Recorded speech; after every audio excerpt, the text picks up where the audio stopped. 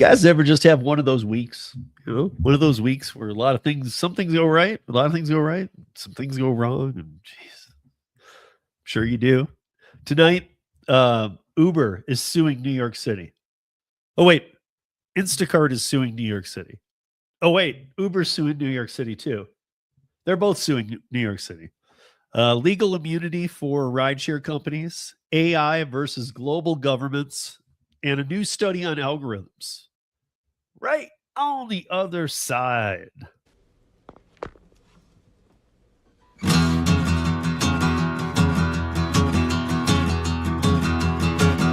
midnight headlight, thunder on a rain night, steep grade up ahead, slow me down and making no time. I gotta keep it rolling. Goes a windshield wiper, slapping out the tempo, breaking from the rhythm with the song on the radio. I gotta keep it rolling. I'm driving my life away.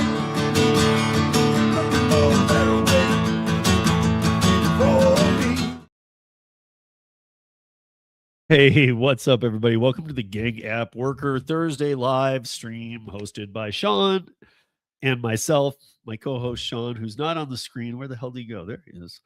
Jesus. Say, don't make me bring myself up. How y'all doing?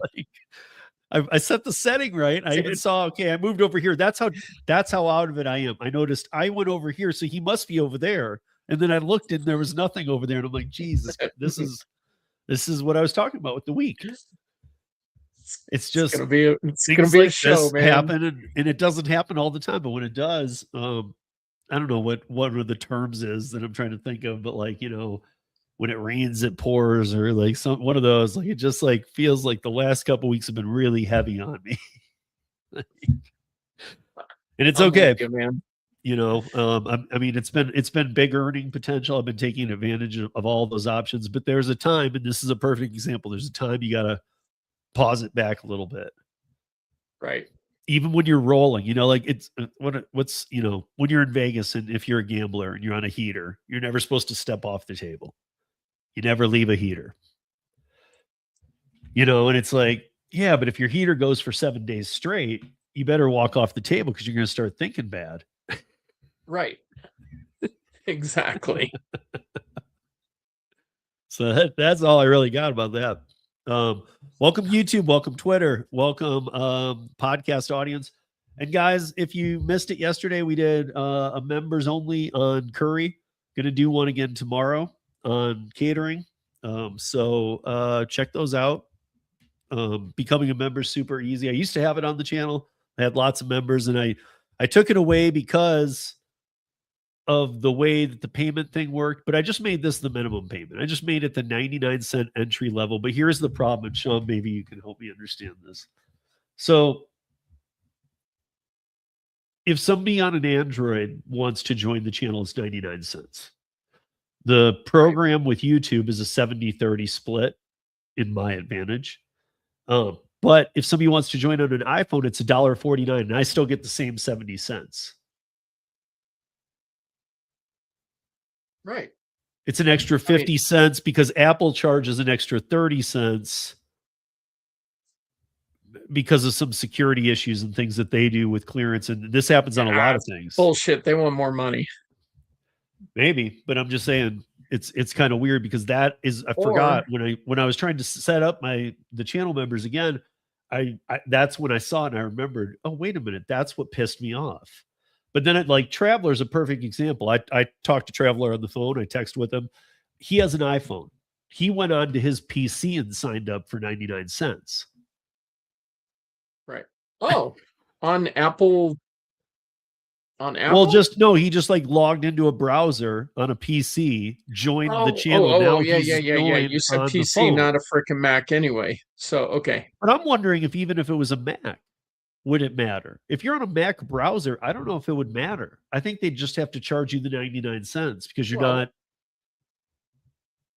But if he did that, then that means he used a Gmail address or some other email address and it went directly through the through the Google Play Store. But anyway, the bottom line is, I mean, when has Android and Apple ever played nice in the sandbox, or Google and Apple?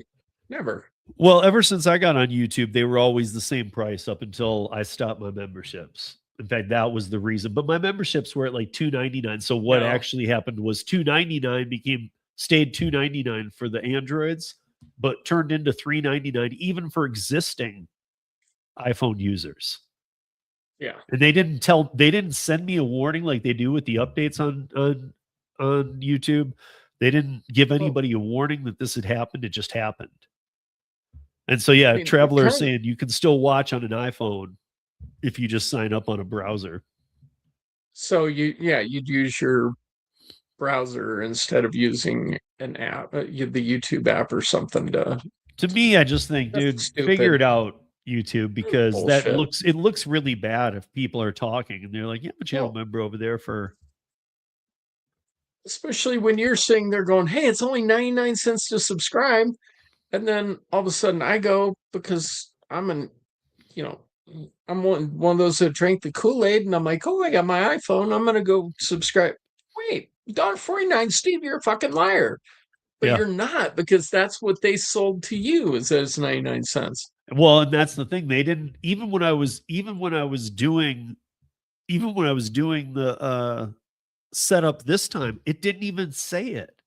And that's why the last time it happened, I was like, wait a minute, why this time when I'm setting it up just a week ago, why are you not telling me, by the way, iPhone users are more? I mean, like they walk you through every other damn step. Why aren't they saying that? Right. Why don't they say, hey, this looks like this and this looks like this?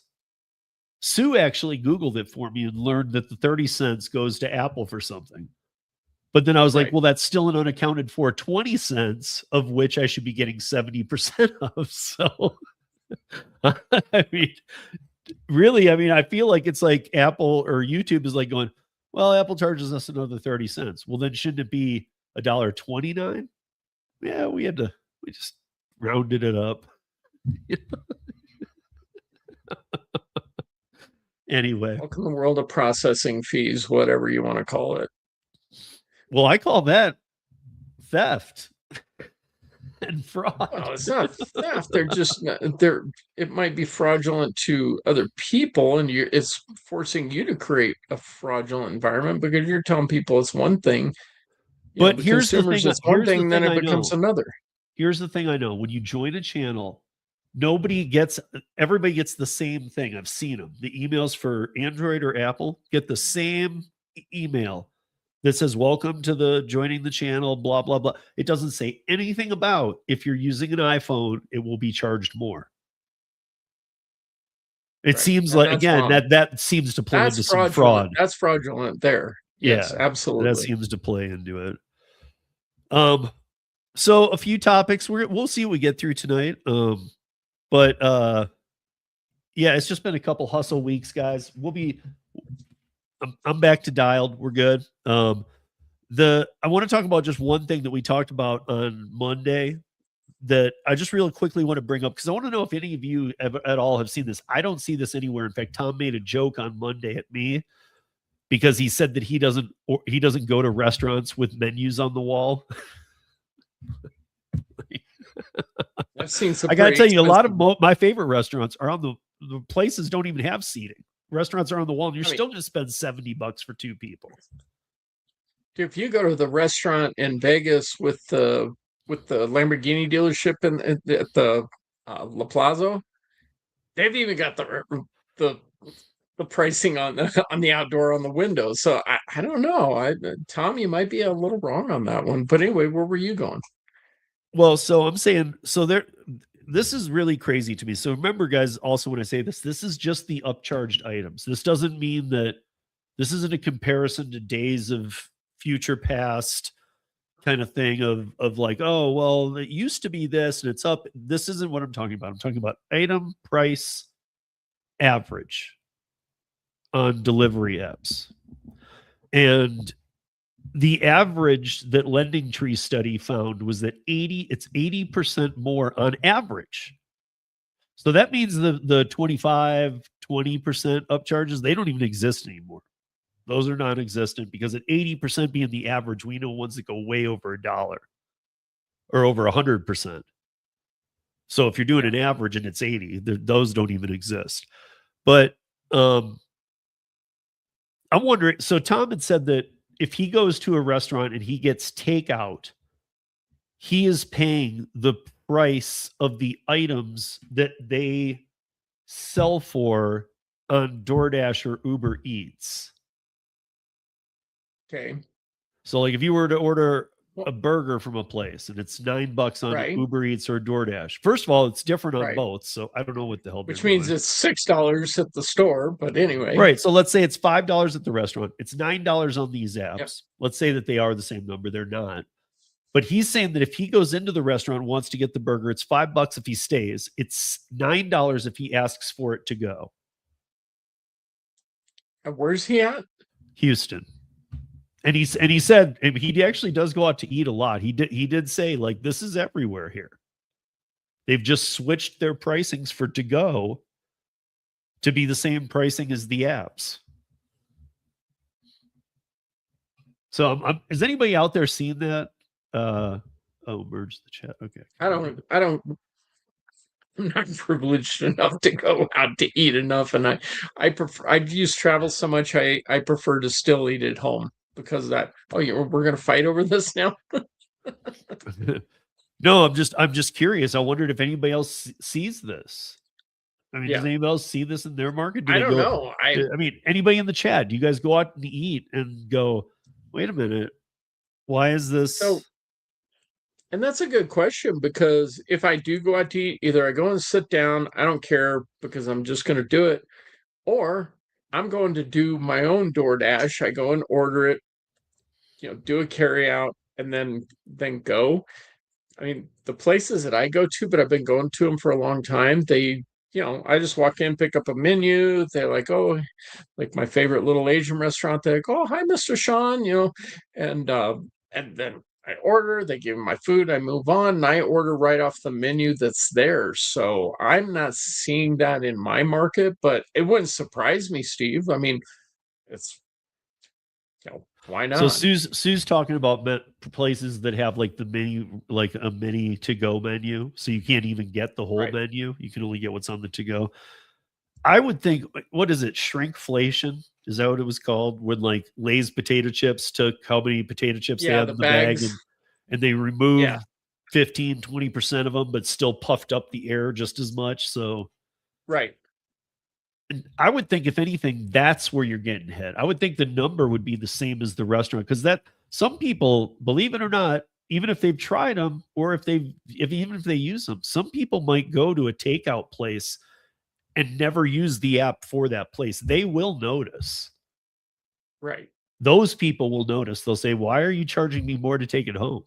Well, and that happens at bars a lot of time. Bars with restaurants inside of them. You know this. You worked in that business, where you might get 8 wings sitting at the bar, but you get a full dozen, and I'm just using a wild example. Not really that's true. They will short that now, but if you order fries, they're going to salt the hell out of them, and because they want you to drink more, so they're going to give you plenty of fries to go with it. So we never did any of that with our food. But one thing we did do is we had nights. Like you brought up wings, good one. So we had hot wings night, 25 or 50 cents a wing, whatever. 25 cents a wing. You can order as many as you want. You can order different kinds. That was not a to-go menu thing. At all. You couldn't even do it.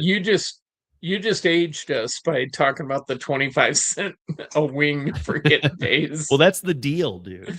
That's not. I know. I remember 10-cent wings whenever wings before they were kind of a thing. Yeah. But anyway. I mean, I do know, like, I don't think like a place like Buffalo Wild Wings, who depends on their name for it. But I do know that places do have, I used to know of other restaurants that had really nice hot wings 6 days a week. But on the night they did wings, they'd have like the Cisco bottom of the barrel, like thin, crappy wings that are not their wings. Right. The flats that are really, really flat. Right. And that would be like shrinkflation, I guess, in a way. Right. So, so I don't know. I'm not seeing it, but it doesn't mean I'm sure it's happening. Absolutely 100%. And I if mean, not, Traveler says I'm too cheap to eat out. That's what I said to Tom too. But I right. also told Tom, listen, dude, some of the best place in Denver for Mexican food. I know a lot of Hispanic people. We all agree on this. My son and I love it there. Is Tacos Acapulco. The place doesn't have any seating. You walk in, you order. There's 6 ladies behind a bulletproof shield on Colfax working back I was there. just, I was going to ask if It's it was very on clean, but it's going to Federal. be 60, $70 to get your food, to get a good amount of food.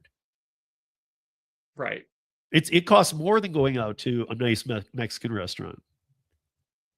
So to me, I was getting pissed off about that on the wall thing, because like New Orleans is the same way. I've done a lot of work down in New Orleans. Some of the Well, best places in New Orleans have it written on the wall. And if you're like, I see a menu, they're like, it's right there, idiot.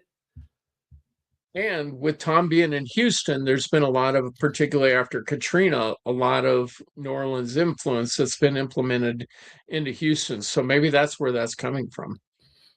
Yeah. But we haven't done gig app performance in a while. I put them in order. Remember when DoorDash had been last forever, and it kind of popped into like maybe second behind Instacart, which always wins out of our top Right. 4 that we do for the 6-month look. DoorDash is back to sliding. Now they're not in last. In last is Lyft. Poor Lyft. It'll lift their burn rates out of control. But I want everybody to notice, like, if you look around like the February 2026 number, or even sooner, as I show these other ones, and then look right between where you see April 2026 and May 2026. See that even with Lyft, there's a little rise. That's right before the reporting. You're going to notice that same little rise on all these, and then refall. So in second comes in, or at third would be DoorDash at 31% loss in the last 6 months.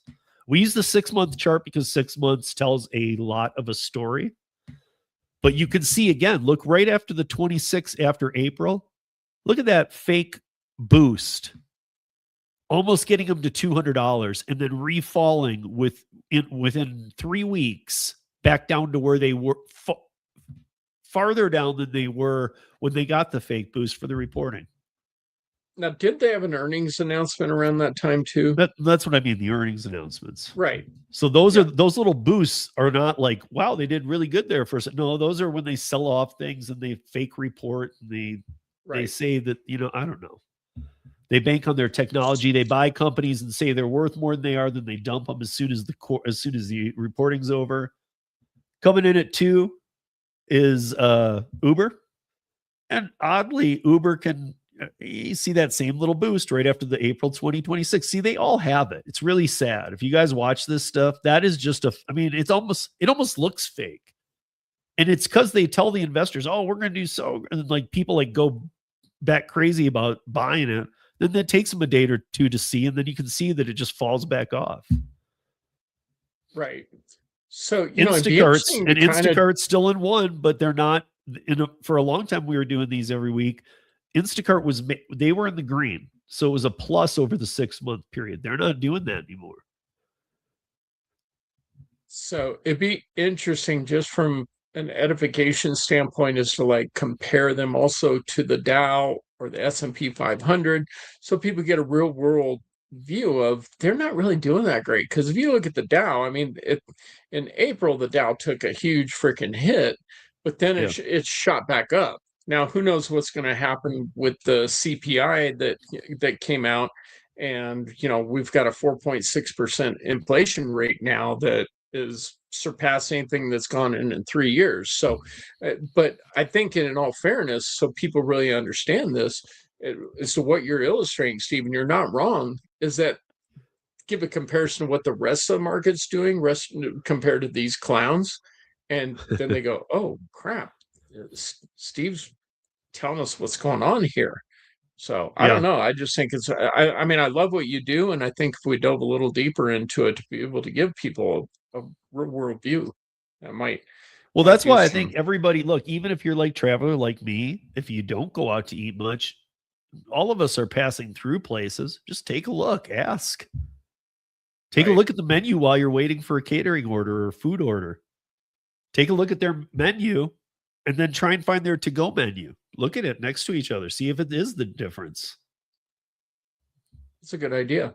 I mean, to me, I'd be very shocked if that was the case because they would catch major hell from people. Right. I would be shocked if a restaurant has Well, would 3 they? pricing Hold models, on. actually 4, No, no. however many if you count all the different apps.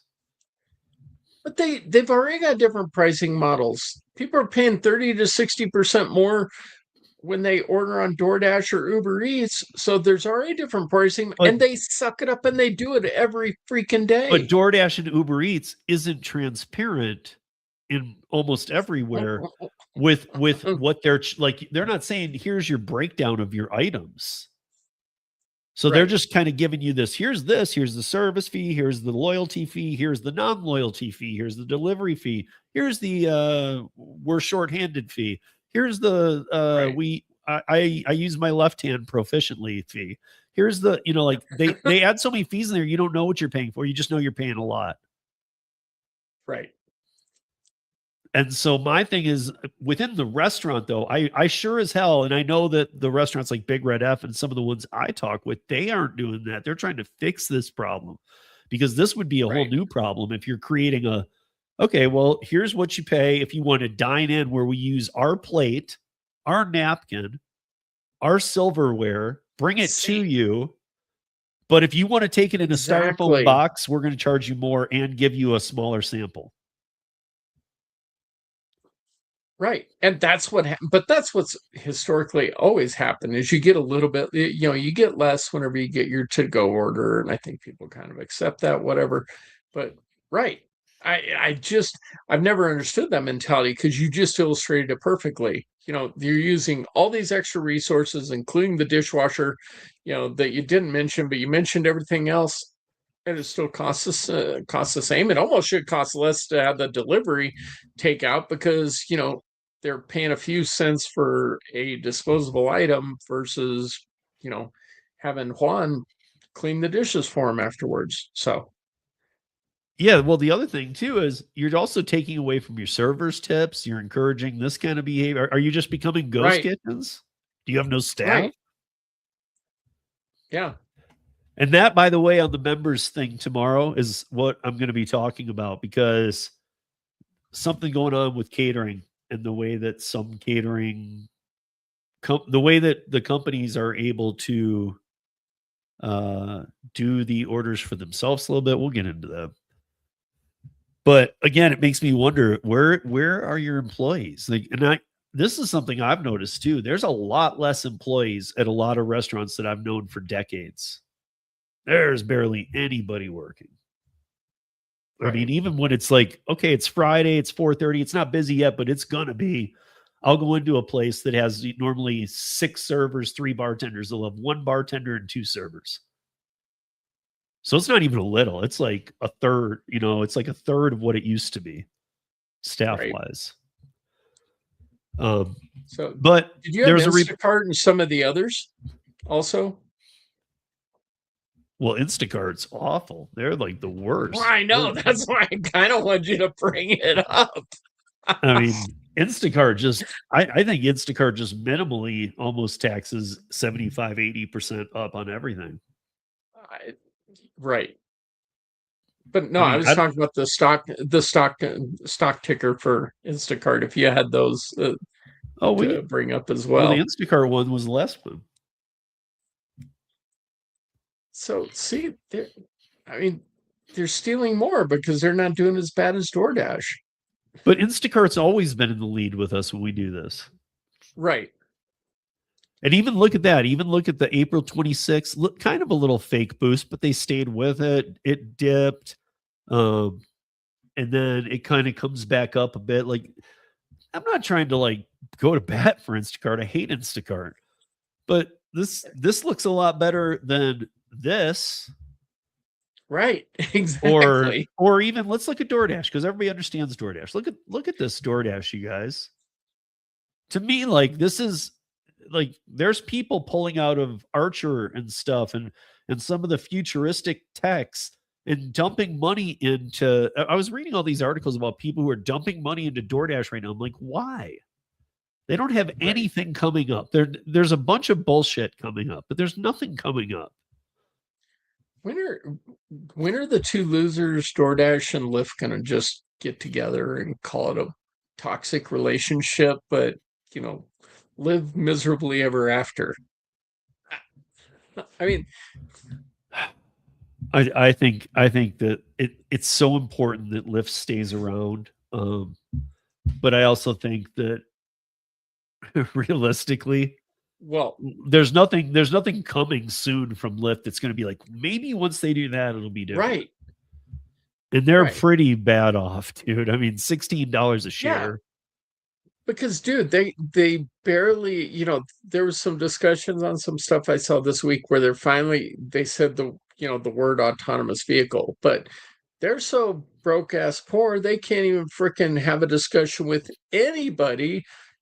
Even that tweaker geographic Cybertruck, they couldn't even get them to run autonomous vehicle partnerships with them. They'd be like, I don't want anything to do with you. So Yeah. I mean, the only reason Lyft still exists is because there is a duopoly, and there's enough people that are like that shop both of them. I mean, but how long can that go on? I mean, their marketing burn rate still is freaking extremely high, and they're beyond startup, but they're treating it like a startup still. Yeah, I mean, Brian says it, and I mean, that's my guess is that's what you see too, Sean. I definitely don't do enough rideshare to even count myself in that mix to give you guys that breakdown. But Brian's saying, there are no ride requests for me in the area. He's outside of Pittsburgh. When he drives Lyft, everybody's moved to Uber. See, and it's so weird. Down here, it's really bipolar. There are, I mean, y'all have seen, I posted on my on my channel, I'm like, Lyft says, oh, you were in the top 20% of earners. But shit, this week I've done a quarter, maybe even less than what I've done on Uber.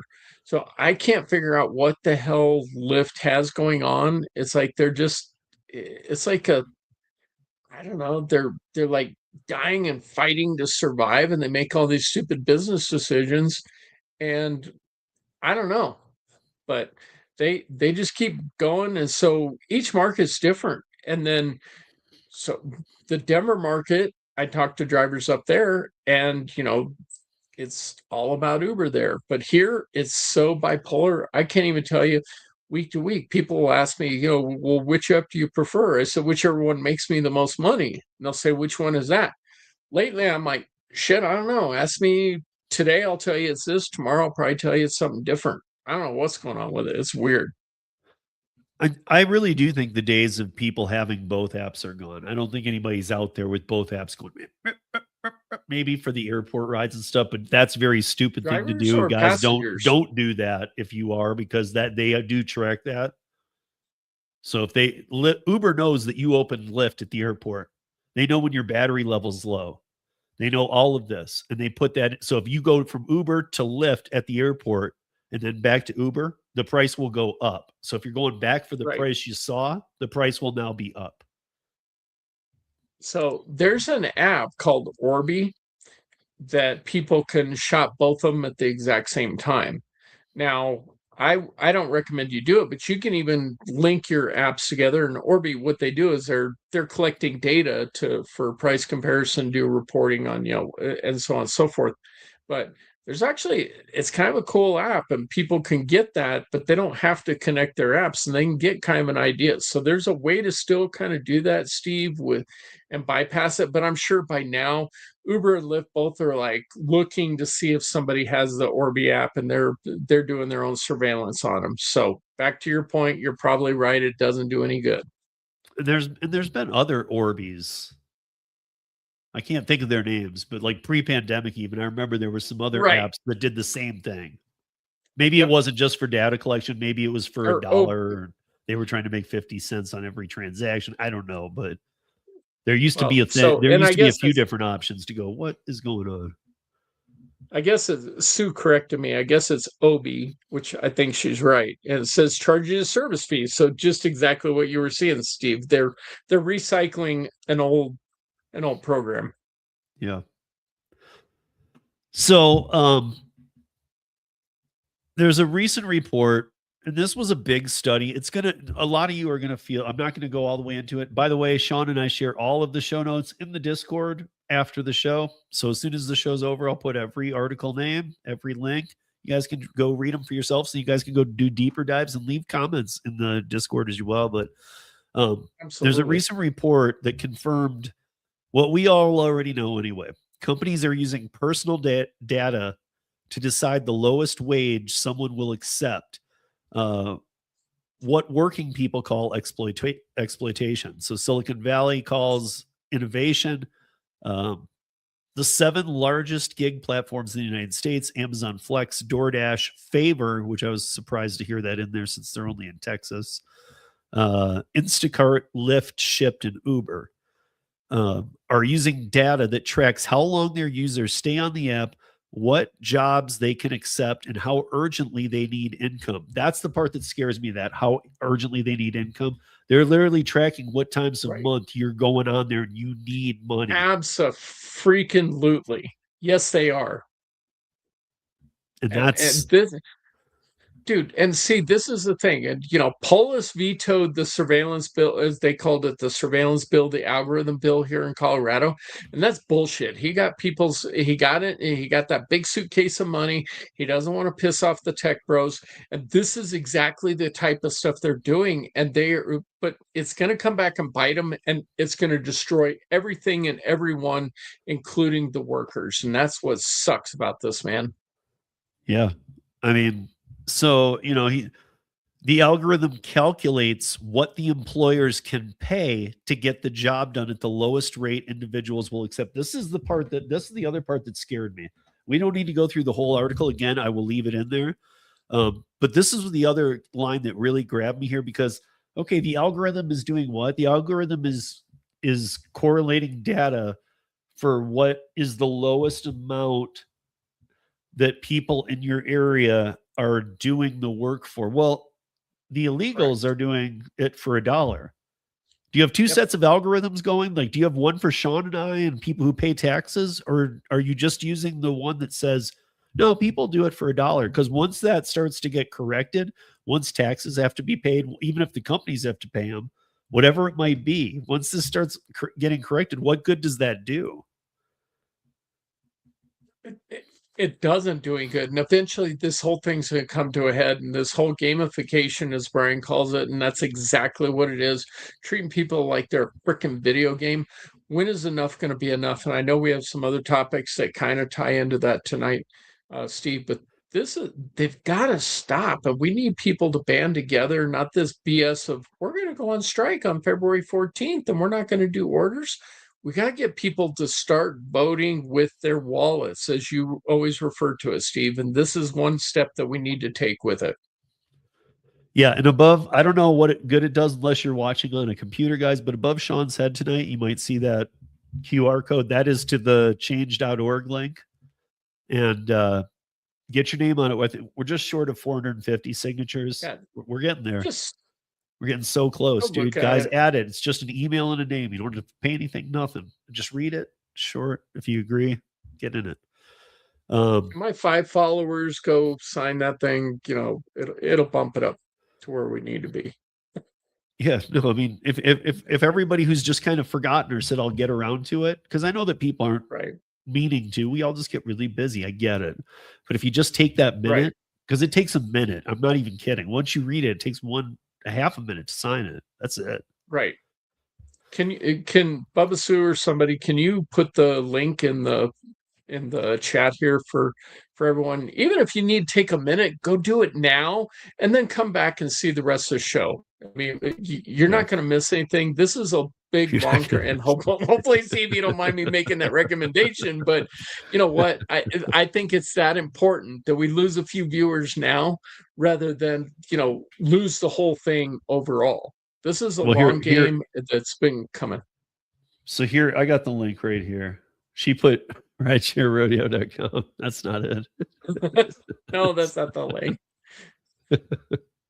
Here, I Not have it his right here. email address, but there's his email address if you want to send him comments, questions, topics that you want to do.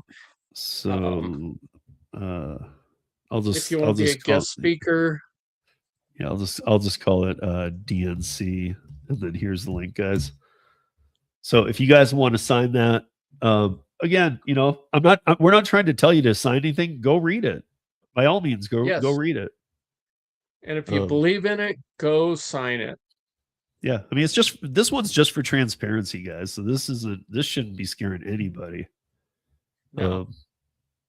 Oh, my screen just did the small thing. God damn. There we go. Okay. Let's see, where were we? So the Uber suing New York City, and then then we got the same thing. And I'm actually, after this one, I think we should move into the other story that you're doing, because I think these really build on each other. And there's something scary going on with that story that you're going to talk about, because if they win that, I don't know if I was reading this correctly, but it looks to me like they're going to have some protections in some of these sexual assault cases. A lot of them, in fact. Yeah, or at so least a precedent set. But what I do want to talk about is, so Uber suing New York City to block a new law limiting driver deactivations. I'm not for everything New York does. I think the first problem they ever made was one of the first problems, even before California. They were one of the first states to make this problem. Is they gave let's do the floor meets ceiling. Let's give them a dollar amount. Let's pay them this. These type things have been trying to be added in since. And I think that this is where they run into problems. But Uber filed a lawsuit in Manhattan federal court seeking to block New York City law would restrict its ability to remove drivers from its platform, arguing the measure threatens passenger safety and violates its constitutional right. The complaint, which Uber filed on Tuesday in Manhattan federal court, takes aim at local law 52 of 2026, a measure set to go into place in July 28th. Under the ordinance, rideshare companies above a certain size could not remove drivers from their platforms unless they have qualifying economic, rational, or demonstrated just cause. The law carves out exceptions allowing removal for offenses including account sharing, fraud, violence, sexual assault, or discrimination. Here's my question: What the hell else is left? I don't know what Uber's bitching about, because if the law's carving out this and they're deactivating you, well, they wouldn't be deactivating you. And I know people get deactivated, but they're definitely not out to get you if they're not thinking you did one of these. Right, but you're going to get rid of 80% of their illegal workforce by doing this. Yeah. Somebody prove me wrong. But so the other interesting thing is, so Uber filed theirs on Tuesday, Lyft filed theirs on Wednesday. So now they are both suing the city. Yeah. So this is really important. And Instacart suing the city. Right. I couldn't. Yeah, over it's just no, but it's just too much. It's getting comical. Well, okay, well, that's when you get your democratic socialism. That's what you get, boys and girls. You know, the handouts stop, and all of a sudden. So I did try and find the new law, but I couldn't find the exact text of it. But there's got to be something in there that really has them nervous. If both when does Lyft ever get involved in a lawsuit? I mean, hell, how many have we seen in Colorado where Uber filed lawsuit, Uber filed lawsuit, Uber filed lawsuit? Well, shit, even Lyft is getting involved this time, so it's got to be bad, bro. But yeah, you're right. Here's the other part. Here's the other part that I do hate. Seattle did this, and Seattle already got rid of it. And Seattle does everything stupid. But right, I love you, Seattle. I do. I got a lot of people up there. I love you, but your leaders are just. I won't even say a joke, because that's giving them too much of a compliment. But so separately, here's one of the things that's covered by the new law. The companies must give the drivers advance notice of at least 14 days before they can deactivate them. I know. So some shitbag goes and rapes somebody, and all of a sudden, oh, you got 14 days. You can still go be nefarious, go be a whatever. And I think that's where Uber and Lyft are going with this. And I got to agree with them. This I do too. no, It even says, and we know that they don't even like to speak, but it says in Uber's view, that notice period creates a dangerous gap during which drivers could target the very passengers who complained about them. right. Another provision drew Uber's objection, a mechanism through which drivers may trigger a city inquiry, one that Uber described as rigged against it. The company called it a kangaroo court arrangement. I hate agreeing with That's Uber, but this is exactly all it. pretty straight up, dude. Okay, but Um, there are certain times we're going to agree with Uber and Lyft, and this is one of them. I mean, but the former mayor even vetoed this bill, this whenever it got enacted, when city council said, "Oh, we want to do this." It was a 46-5 vote, and then the mayor said, "No, we're vetoing it." So then they went and reversed the veto.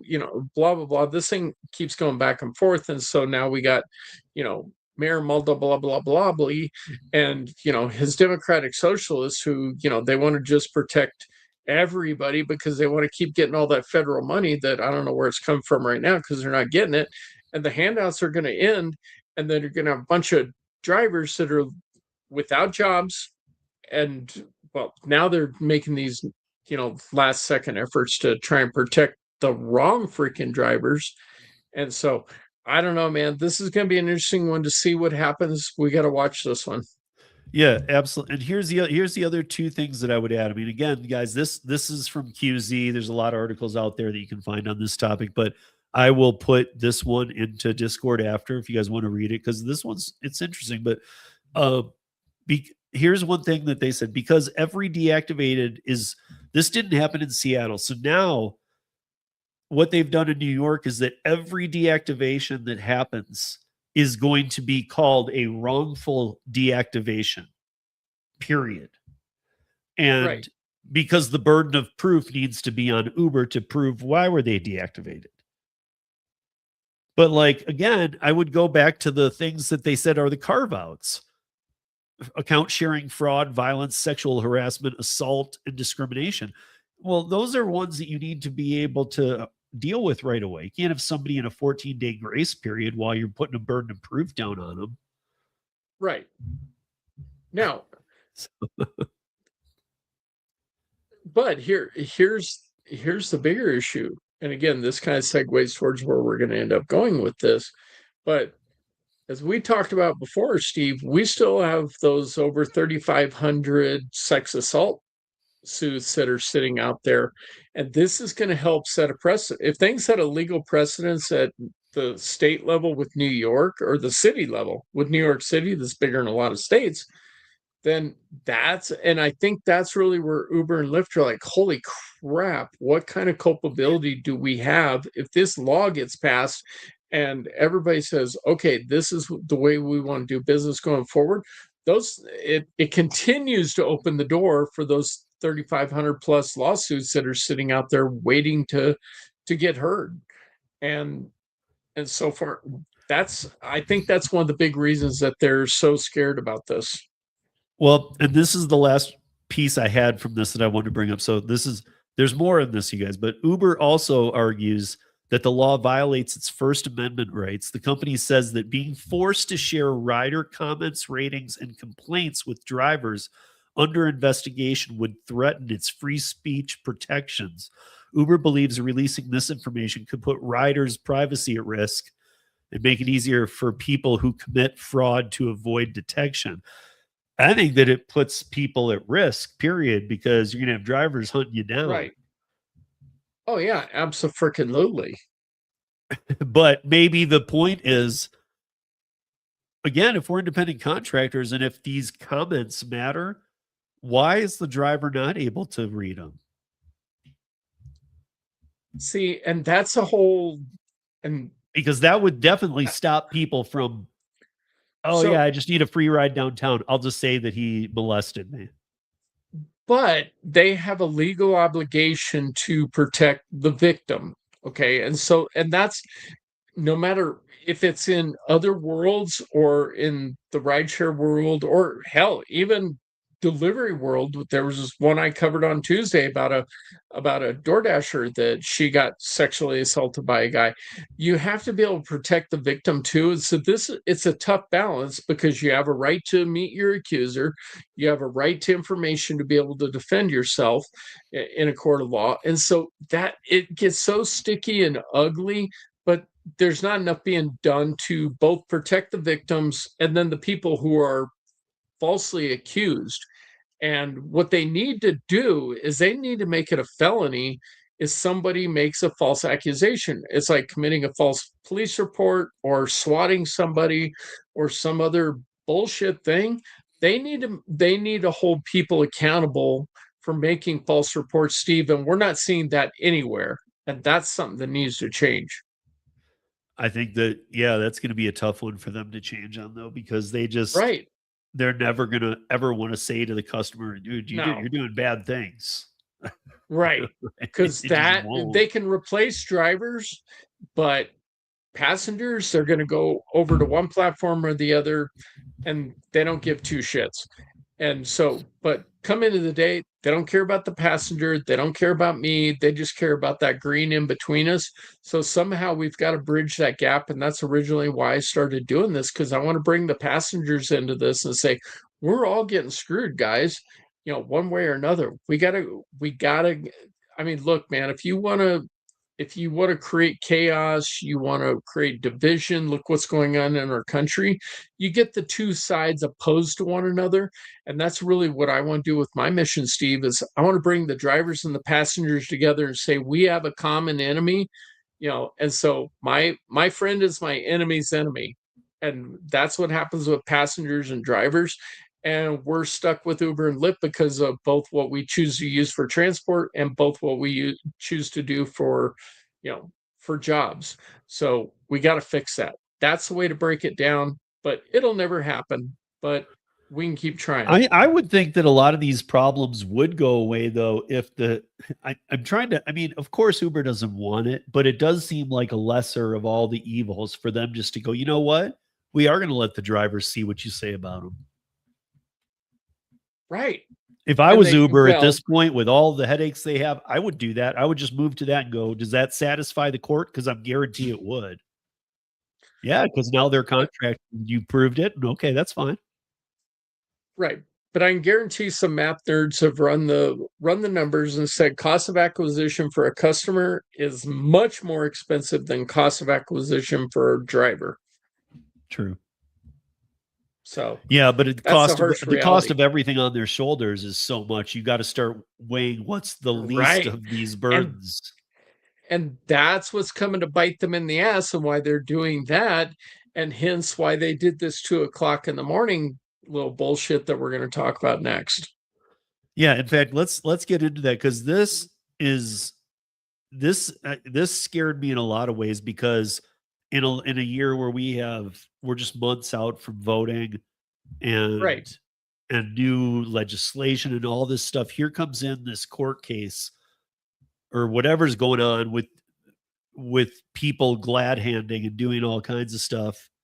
And now Uber is glad well, just kind of, glad handing is a great way to describe this, Steve, because so what this is about is that there's a transportation bill that's going on at the federal level, and this transportation bill has to pass. It has to do with everything from funding, all kinds of stuff. It has to pass. Okay, boys and girls, that's how this is. Now, this is where we get to, as you hear some of us talk about, pork fat. This is a pork fat situation. So what happened? So Uber and Lyft both have spent combined $1 million lobbying Congress this past quarter and to slip in some language that shields them from liability for injuries and car crashes. Yeah. Well, what the hell? So all of a sudden, this is my freaking problem, unless it's gross negligence, and we can get into that. But that's the basis of what we got going on, Steve.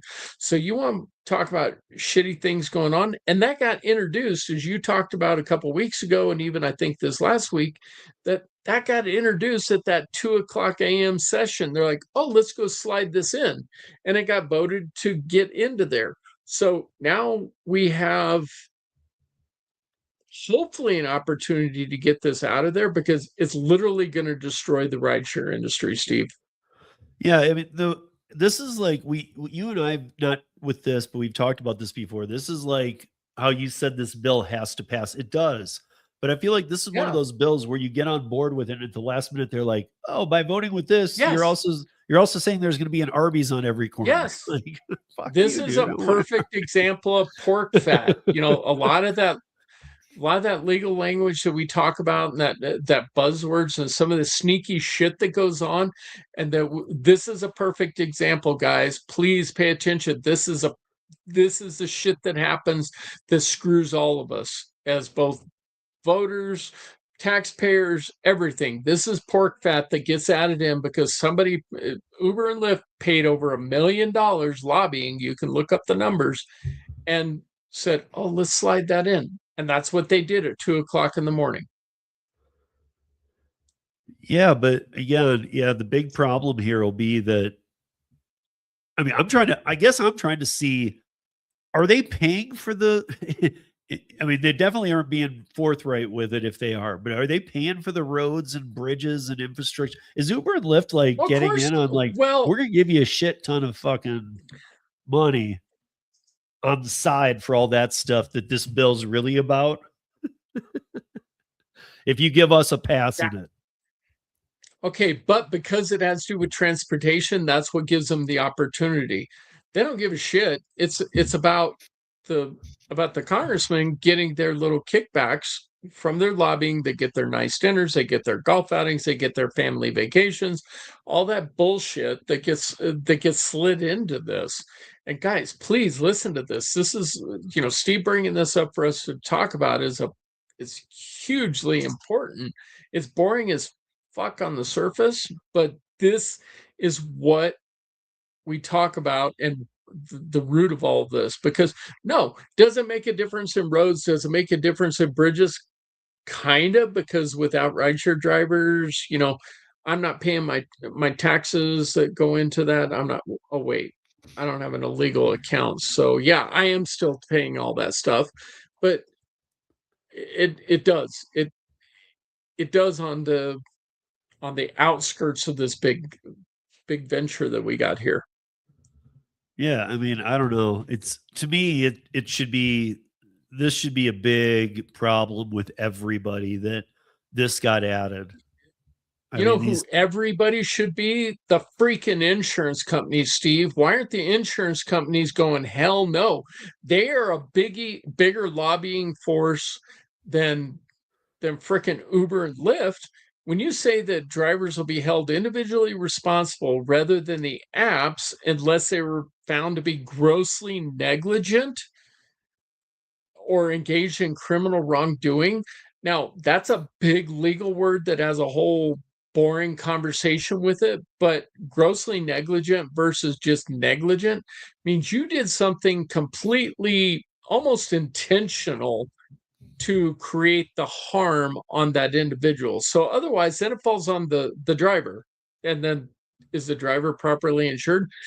I'm actually one of the drivers that do carry a rideshare endorsement on my policy, and it only costs me about 30 to 60 bucks.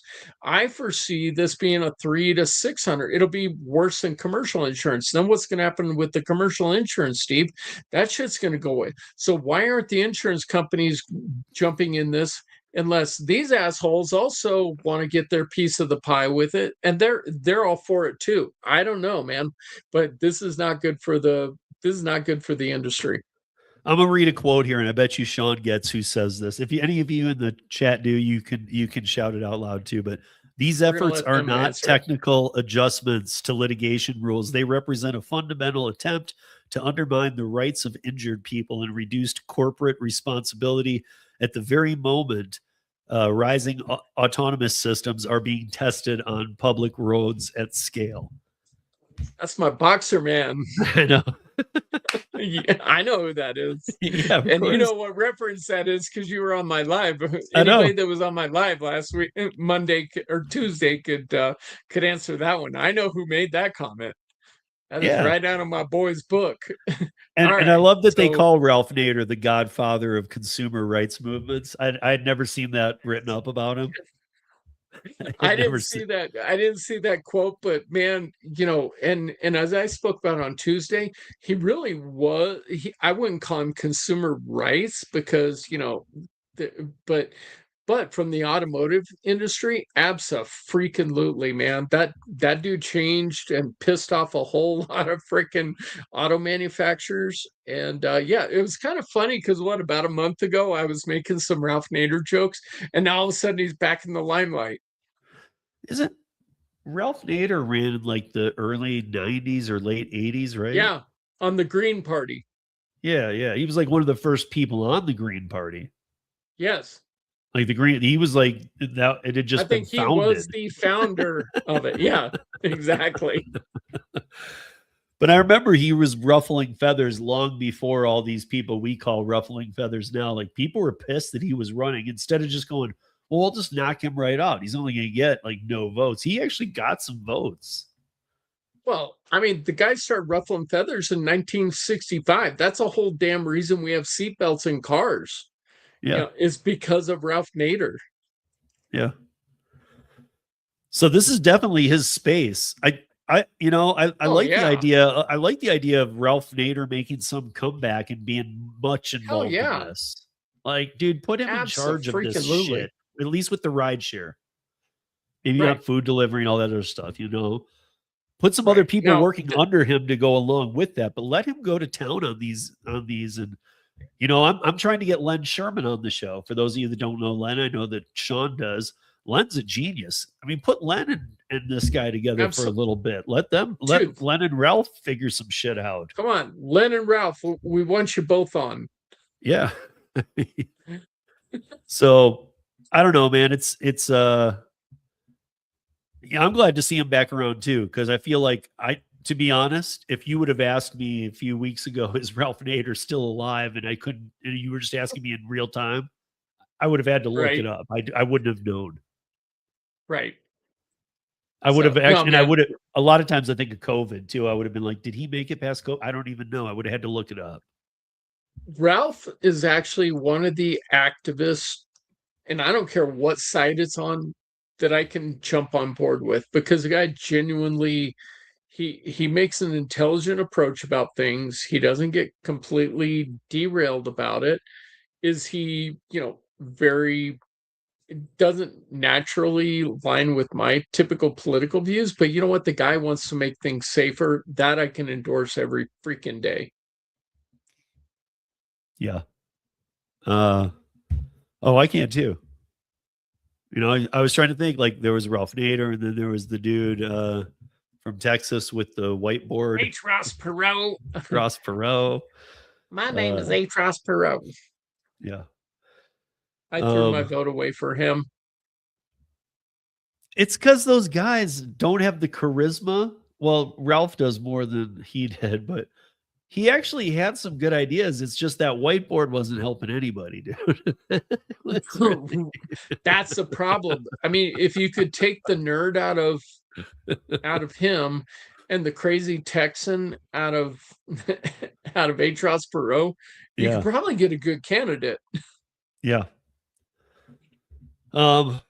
So the AI government thing, maybe we'll push that one, because that's a whole big story here. And there, I think we even talked about it here last week about there's a summit going on, and there's some governments very much on board, but I want to get some more information on that. And as we're running time here, I want to get through this Instacart thing real quick. And I want to hit on this Waymo thing, because I think the Waymo thing is absolutely ridiculous. Especially this monthly subscription. We won't hit on it too long tonight, but so in New York, though, with Instacart, Instacart is suing New York City over its $22.13 minimum wage for delivery drivers. Instacart pays $7 for a shop. If you stack a shop, they can pay you less. They can pay you 4 on both and pay you 8 to do 2 shops. They're going to take you 3 hours. But let's just say you're doing single shops. Now in New York, you can only do single shops. They can't let you stack them. So they pay you $7 to go do a shop. And if you get a tip, you get a tip. That shop and delivering it and all that takes an hour, hour and a half. And Instacart's suing New York because they're like, dude, we can't pay these drivers $22.13. We pay them $7. You're telling us we need to pay every one of them 300%. And they're not wrong, because they built the model bad to begin with. And I think the 22.13. So the problem is, of course, we get into the active time versus your, the whole time that you're working, and that's where it gets convoluted. And the problem is this whole gig economy stuff, all this stuff is starting to catch up with the serial. I'm going to call them what it is. Hopefully we don't get a strike for it, but the serial rapists, they're financially doing that to everybody. And it is what it is, man, because that's what they're doing to the drivers, and it's finally catching up with them. And then it goes to the other extreme. I mean, hell, that's what everything we've been talking about tonight is. People aren't willing to meet in the middle. It's got to be one extreme or another. And this is another example of that. Yeah, I mean, in 2023, New York City passed the minimum wage for delivery drivers. The ordinance set the wage at $19.96 per hour, active hour, which has now risen to $22.13. But last year, it was supposed to go up to $22.13. And on his way out the door, former Mayor Eric Adams vetoed it and somehow got that pushed. Right. So in comes the socialist communist. Right. Enter the communist. And Adams, he's like, no, 22.13. And now Instacart's like, screw you. Right. We've been through enough with all this crap. And like, I think we're getting near like a little bit of an overturn here in New York City. Like, I'm waiting for which app's going to leave first. I don't know. Then you have new entrants, but then you continually get new people coming into it. I mean, Empower, and I know we're talking food versus, but it's all gig work and it's all the same basic concept. Well, also, what is, none of the articles I read, none of them say what that magic number is. That if you have this many drivers or more, you're going to be held to it. If you have this many or less, because then why doesn't everybody just find 10 Instacart shoppers and start a co-op and boom, there you go. And there's your team and you won't be held to these standards. Okay. But why just because one platform has a different number of shoppers or a different number of drivers, why do they deserve to be treated different? If you want to play with the big boys, then you should be paying the big boy toy prices. Okay. We have the same shit going on in Colorado with the Rideshare Safety Act, where transportation bill, where only affects Uber and Lyft. Why do these smaller employers, we'll call them employers for lack of a better term, because that's really what they are, even though they're, classified as contractors, why did they get special treatment and they're exempt from all this shit, and it continues to screw up the balance and everything? That's another big problem with it, Steve. This is why you don't put those dollars in there. I know. You want to play in the NFL? Don't be the freaking Dallas Cowboys. Yeah. No, but I mean, so Instacart is even saying this has been in effect since January. And yet here we are, and they're finally filing the lawsuit. But also earlier this week, they emailed all the customers in New York City and said that tipping is removed. Wait, what? You can't tip Instacart drivers anymore because they make $22.13 an hour. Oh, bullshit. That's insane. But is it?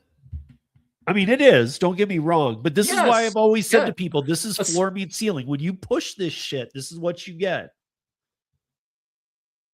So, okay, yeah, but New York has some of the highest costs of living anywhere in the freaking country. Yep. I can't work at $22 and whatever cents an hour active time here in Colorado Springs versus living in freaking New York City where I'd have a 1 square bedroom apartment for almost 3,000 freaking dollars.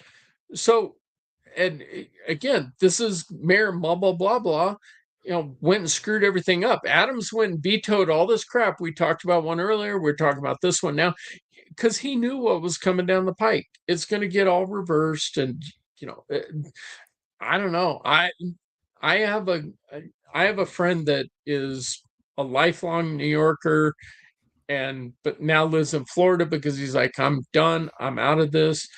And New York, dude, it went from horrible to awesome to now it's like below horrible, whatever that scale is. Yeah. Like, I guess my point is, won't So, they make Mayor Communist change this then? Because look, this is the floor no, meets ceiling. Look, you got people who could earn $40 on Instacart. They knew the times to go out. They knew that, yeah, I can't sit out there all afternoon, Monday through Friday from 1 to 4, 3, and I don't make any money. So they pick up okay, any but given crap order and they just take their time doing it. It's like Prop 22. I'll just take my time. Make it 2 hours instead of 1 hour. Now I just made my 22.13 an hour for 2 hours, but you're not doing any work and you're now going to tell the people that they don't. Not only are you putting out a warning you don't need to tip, you've removed it. yeah, and you know what?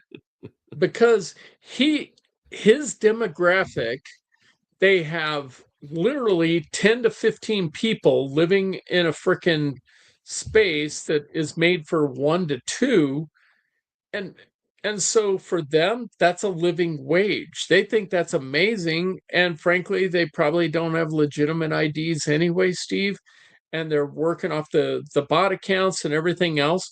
So that $22 an hour, that's freaking awesome for them. Yeah. Yeah, and Traveler knows exactly how I roll. This is exactly my sentiment. That I was putting the same thing up. I accidentally Yeah, took him down. Yeah, absolutely, 100% Traveler. yeah, because that's how I've always said it too. Once you do this, once you put the dollar amount in there, and you got to have the people who can hustle and earn for make $40, bring up those Right. people who are pissed off they can only make 8 who don't belong Yep. in the space. You got to all balance out. So you got to take away from these people because the companies aren't going to make the difference up. Right. And you got to balance it out. So now everybody's again, it shouldn't again, I know that I get heated by this stuff. It shouldn't shock me. There's a communist running New York City. It shouldn't shock me that this is Right. what they're doing. But Yeah. it won't work. It won't last. Your shoppers will get shittier. If you think your shoppers are bad now at picking out items, just wait. Dude, they're gonna make California, San Francisco, pick your shitty little city in California. They're gonna make them look like landmark, beautiful cities by the time that Maldonado, whatever, is done with this freaking mess that he's creating. Yeah. Yeah. I don't know how so many people were fooled by him to begin with. I don't know, dude. They're drinking the Kool-Aid by the gallons, though. I hope other people are paying attention even to what we're talking about or anything with that guy, though, because with the midterms coming up, you guys, this is a perfect example of why you vote with your wallet. Don't ever vote for a candidate. It's the Right. dumbest thing you can do. They're all full of Yep. shit. Right. You pick the one that sucks less. They all suck, but pick the one that sucks less. And do it for you. Pick the one that's not going to hurt you the Yes. most. That's why I say vote Right. with your wallet. Exactly. But And Steve and I might vote different on the same thing because I'm down in Colorado Springs, which is a heavy military city, and he's up in in Denver with a bunch of the libtards, I mean liberals, and and so we might have different agendas with what's gonna feed our families the best. I think you'd be surprised. And I'm probably voting the same as you, even I living know up you here, are.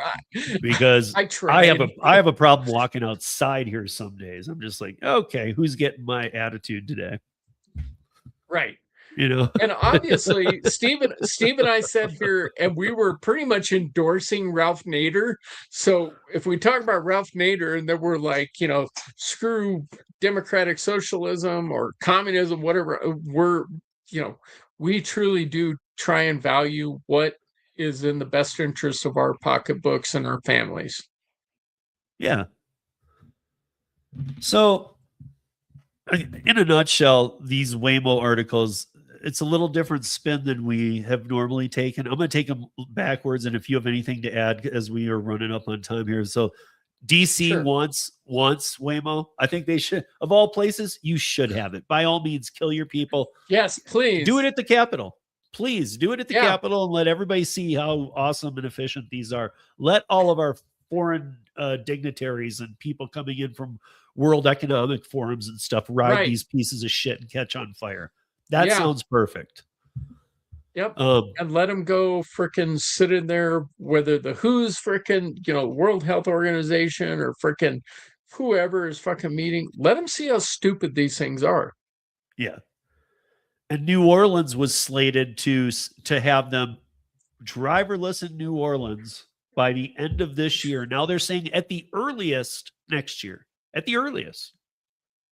Well, okay, so we're in a monsoon We just keep kicking season. the can down the road. It's not real. We're in a monsoon season, so maybe so that means there might be a heavier hurricane season, and we know Waymos love to go swimming better than Cybertrucks, so that's probably why they're holding off, Steve.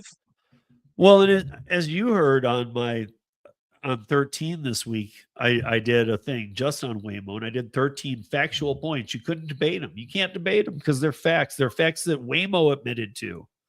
Like, they're the ones Right. that Waymo's like, okay, yes, I guess we do that. They're not happy about it, but even they said it. That's why I did it that way. But now Waymo, I had to look at this because I was like, you got to be kidding me. So they're starting this Waymo Premier subscription tier for $29.99 a month. It'll be in San Francisco, Los Angeles, and Phoenix, the cities that they've done the worst in. Okay. But here's what you get. And I'm trying to figure out what the hell you're getting. So subscribers will get prioritized matching. I don't even know what that means. You know what you're getting? Gaslit. You'll get here's the second point that you get is the one that really gets me. You'll get up to 5 free cancellations per month. That tells me there's a lot of cancellations and a lot of problems getting Waymos to people. Right. If their second biggest perk is we're going to give you 5 free cancels a month. Because they sit around, and we've seen the articles, Steve.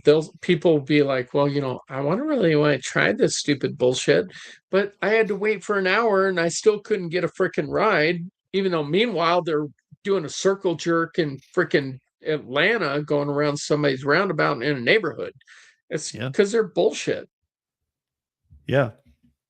But so you'll get the subscribers will get prioritized matching. Again, with what? Is there a Waymo that's better than another Waymo? It's not like you're getting a 4.9 driver compared to a 4.6. You're getting a Waymo car. What?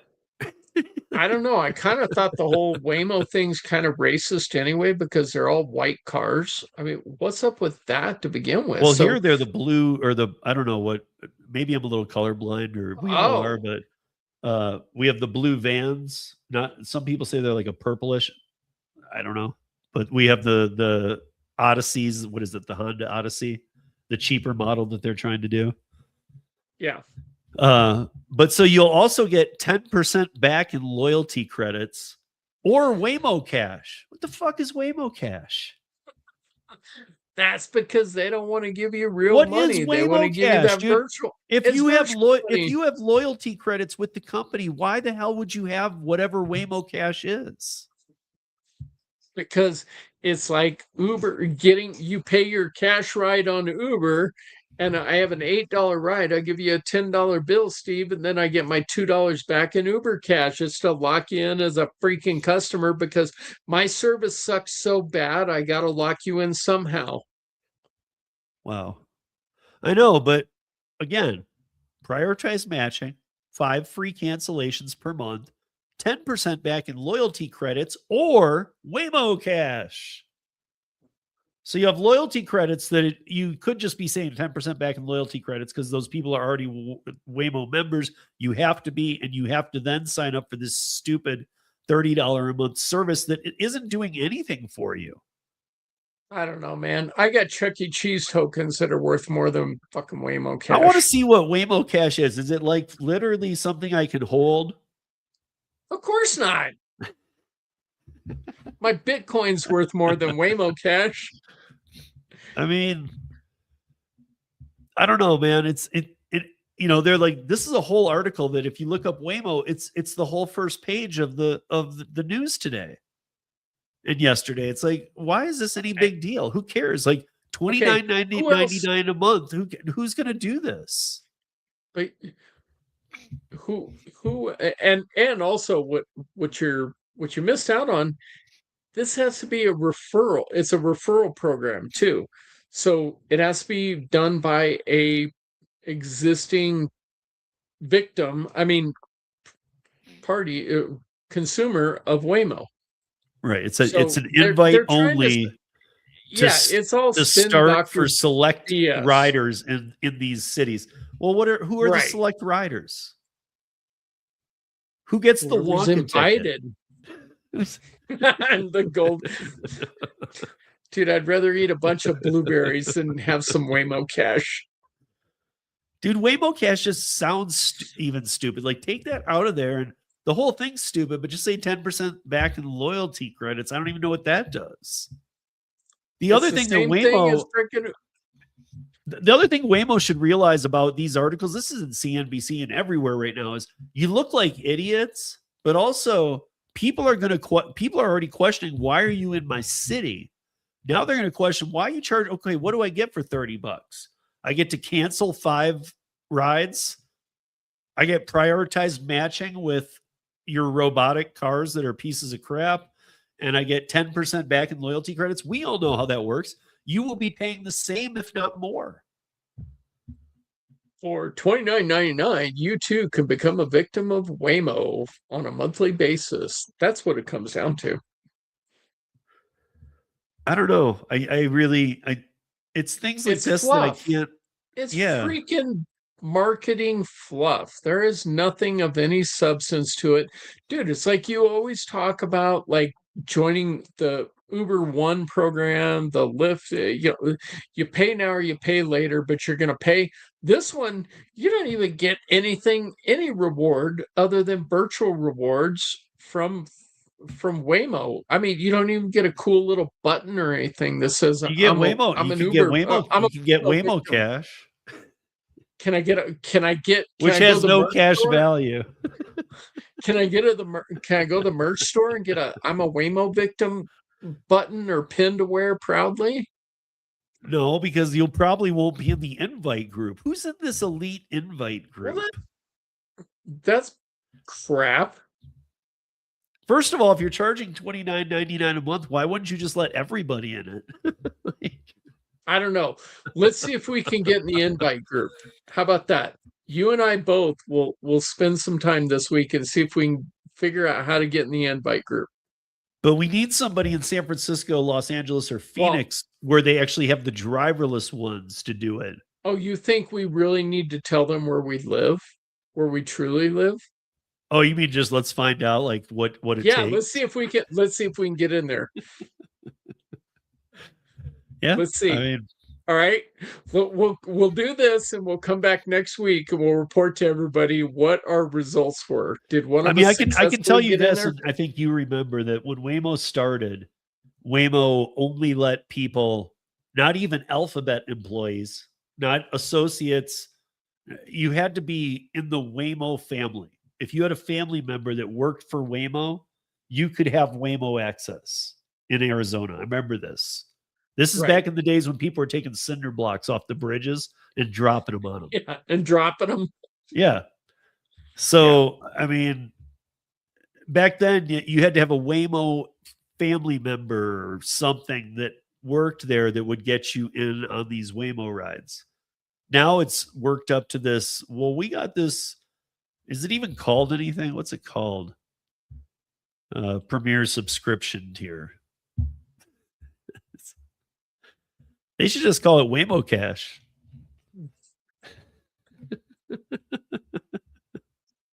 I want some Waymo Cash, dude. I'm gonna Google the images of Waymo Cash. I'm telling after you, this. dude. All right, let's figure out what our results are. I'll send you some Waymo Cash. But you guys, You'll have more value. we had a couple more stories. I want to put a couple more things together on them. So we're gonna wrap this for the week. But if you guys haven't checked out Sean's channel yet, make sure to check out at CO Ride Guy. It stands for Colorado Rideshare Guy, but at CO Ride Guy. It's in the description right now. And we will be back here next week. Sean, any last words, final words? Y'all be safe. Go make a lot of money. That's my final words. Yeah.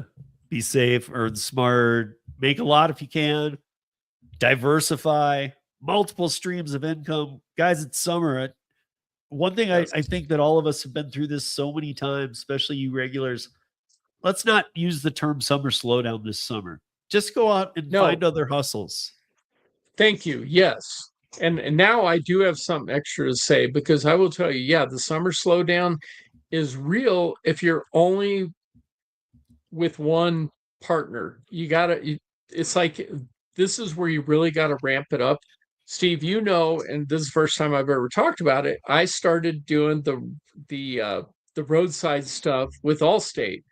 And I will tell you, between that and Easy Cater, it has taken days that I'm doing rideshare that were complete shit days, and they're turning them into decent days. So, guys, listen to what Steve's saying.